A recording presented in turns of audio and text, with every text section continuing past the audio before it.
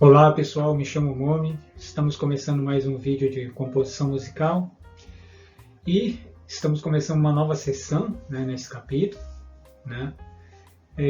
Mas antes, para quem está chegando agora, se inscreva no canal, toque o sininho, compartilhe. Para entender melhor o nosso curso, volte aos vídeos anteriores, porque é toda uma sequência sobre composição musical, frisando a questão subjetiva também, e algumas técnicas dentro da nossa literatura escolhida. Então vamos lá. Na sessão de hoje, que é uma parte nova, a gente vai falar de sessões rítmicas, que também é mais conhecido como base, ou seja, você cria a base para a sua melodia. Então, essa parte inicial desse capítulo novo vai ser um pouco teórico e a partir das próximas aulas vou mostrando as partituras de cada tipo de instrumento, como que pode escrever essas bases. Por que eu falo pode escrever? Porque talvez, se você não tiver o instrumento em questão ou alguém que toque para você, você pode usar os instrumentos virtuais, aí você cria o MIDI e aí você usa ele para tocar essas bases para você e tal. E aí eu vou explicando ao longo do curso. Então vamos lá. A escrita da seção rítmica, ou harmônica, rítmico harmônico, ou simplesmente base, é uma das principais atividades exercidas por um compositor ou um arranjador. Ao ingressar nesse mercado de trabalho de composição, essas questões assim, ou autoral mesmo, para vender para as empresas de streaming, como Spotify, é interessante compreender qual é o padrão que se espera, de quando você for fazer suas bases e tal, para garantir as melhores condições, da sua música, que você estiver criando, porque de repente você pode estar criando música para desenho animado, enfim, e aí é interessante você ter essas partituras, ou para filme, ou sei lá, para uma peça de teatro, e aí quando você vende a música, você tem que vender a partitura também, porque para quem você está vendendo vai ter que tocar, sem a partitura não tem como. Então, para auxiliar o compositor ou arranjador na construção desses aportes teóricos, eu vou apresentar alguns aspectos relacionados à história, e a construção e as técnicas utilizadas para instrumentos musicais de base. Então, considerações gerais. Considerações gerais. Então, o que acontece? No contexto da orquestra, que é o que eu estou mostrando aqui, também conhecido como naipe, que seriam grupos de instrumentos, alguns grupos de instrumentos eles vão servir como base. Isso no caso da orquestra. Se você criar, de repente, partitura para orquestra, você vai ter que criar as bases dessa forma. Então, no contexto orquestral, um naipe, ou seja, ele se diz respeito a um conjunto de instrumentos que apresenta similaridade entre si, seja na construção, seja na sonoridade. No naipe dos metais, por exemplo, todos os instrumentos têm vocais. Uma das partes primordiais para a emissão dos sons nesses instrumentos. Contudo, a base rítmica harmônica não se encaixa nessa descrição, uma vez que ela é composta de instrumentos completamente diferentes. O que fez com que a base passasse a ser considerada como um naipe, foi o aspecto puramente musical, ou seja, a textura da música monofônica. Lembra que a gente falou de textura lá atrás, que é um agrupamento de vozes, ou de instrumentos, que ora você pode repetir determinado ritmo ou não, ou, por exemplo, melodia acompanhada, que é mais usada em músicas pop, ou a monofônica, que era as melodias em si. Então, o que acontece? As texturas homofônicas, classificadas como melodia acompanhada, é predominante na indústria cultural desde o século XX, sendo caracterizada por uma clara distinção entre a melodia e o acompanhamento. Os instrumentos da base, por exemplo, passaram a ser agrupados em uma seção, porque de maneira diferente costumam ser responsáveis por uma mesma função, que é executar o acompanhamento.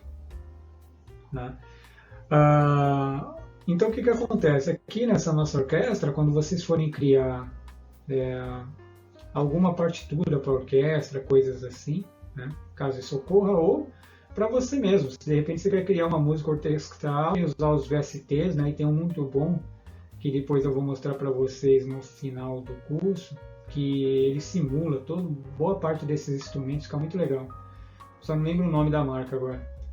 Então, você vai ter que trabalhar com os instrumentos para fazer a base na sua música orquestral, né? E aí, claro, tem toda uma técnica em cima disso, que hoje eu não vou falar disso, mas vai ter instrumentos, por exemplo, violinos que vão fazer base, enquanto outros violinos, a viola vai fazer a base, enquanto outros violinos vão fazer os solos, né, ou as melodias, se eu posso dizer assim. O contrabaixo também vai ser um instrumento, apesar de melódico, ele vai fazer um trabalho de base e assim por diante, né?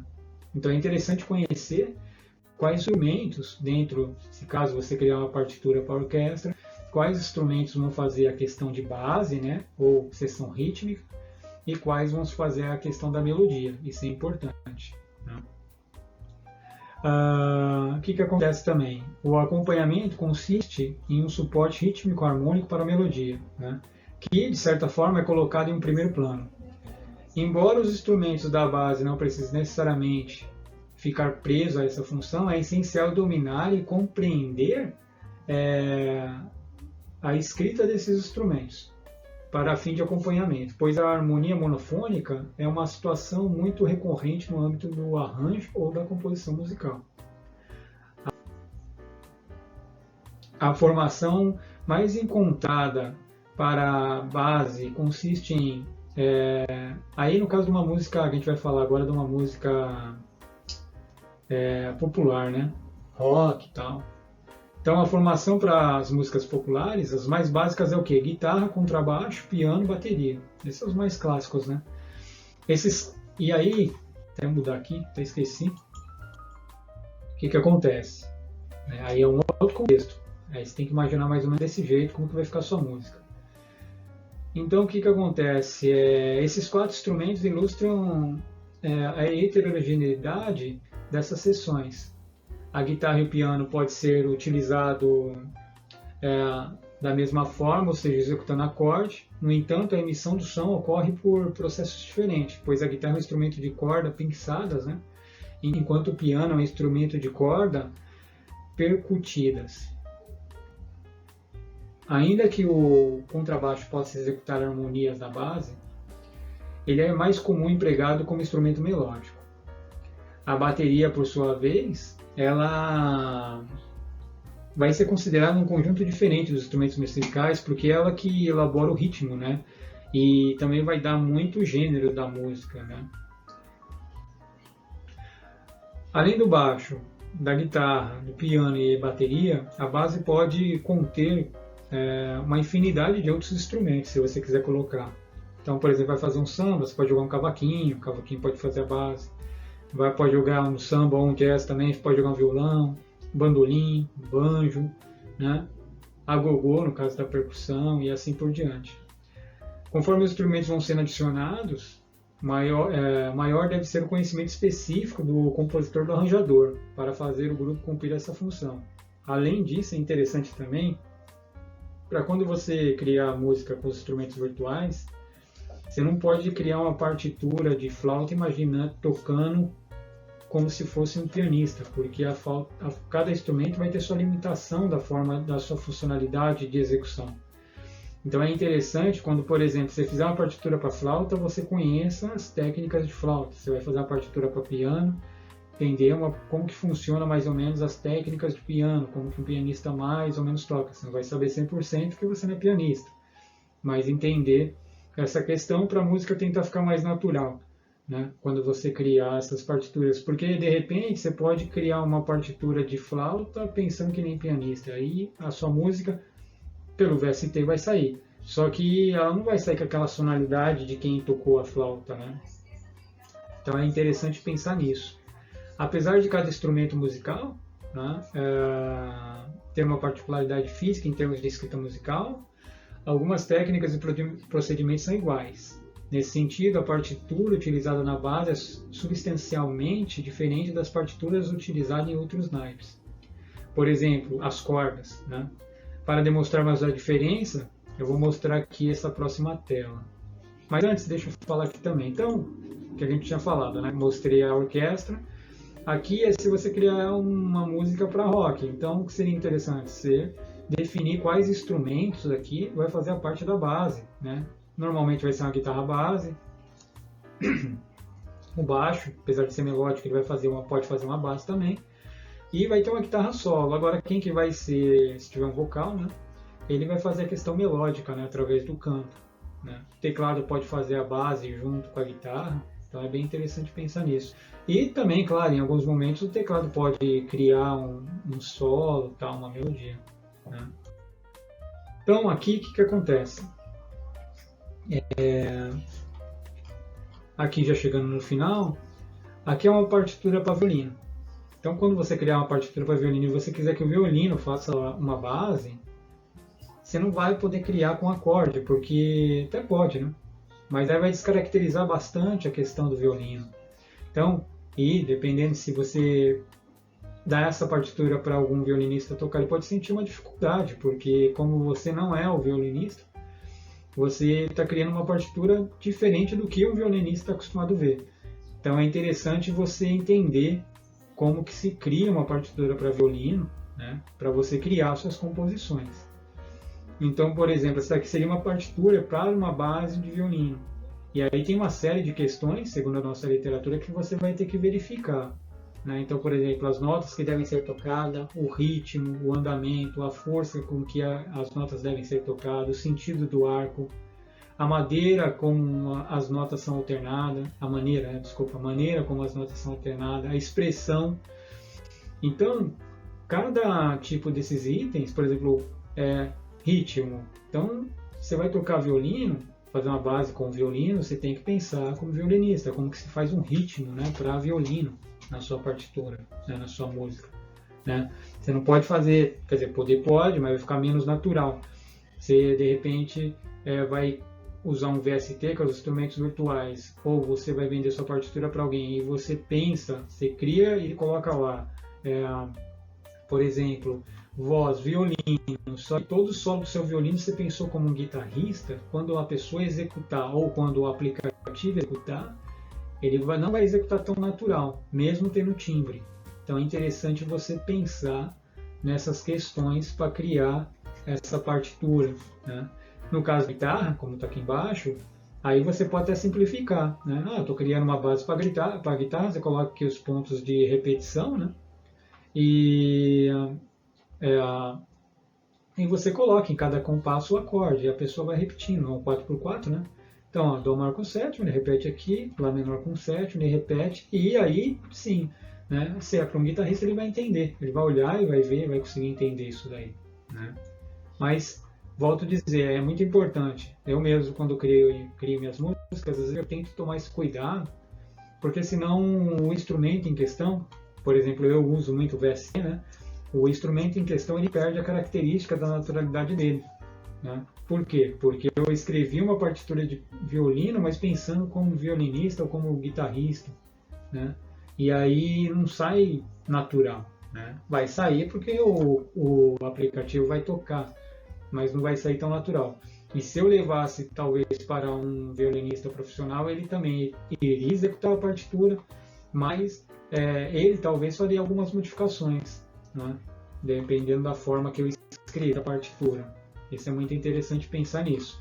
Então, a partitura para a guitarra conserva apenas os dois primeiros itens, né, que eu mostrei, e dos itens apresentados no caso do violino. Então, gente, por meio desses exemplos, podemos notar que o objetivo de uma partitura para os instrumentos da base não é transcrever detalhadamente cada minúcia da execução, né? A função dessas partituras é servir como guia para a execução do intérprete, que terá a liberdade para interpretar dentro dos limites estabelecidos. Cabe ressaltar também que esses limites podem variar conforme os instrumentos.